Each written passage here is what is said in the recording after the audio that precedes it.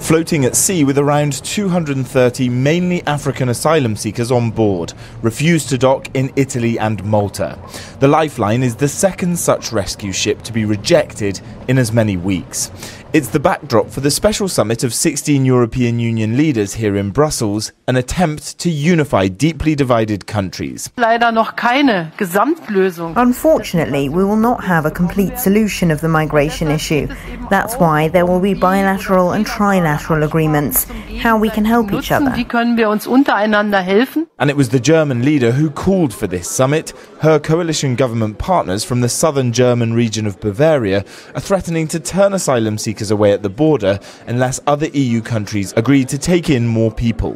The current plan here in Europe, which is controversial, is to set up asylum centres in North African countries, with most of the people entering the European Union leaving from the Libyan coastline. What we need is operational action. There are people at sea right now. We are in a situation where if we don't take decisions within the coming days, the situation will escalate. What I heard today, what we, I think, converged on today, is a signal that there is probably a willingness to go for some operational changes. But no North African countries have agreed to host any centres as yet. Tunisia, for instance, says it will refuse, and insecurity in Libya is likely to prevent the EU from being able to set them up there.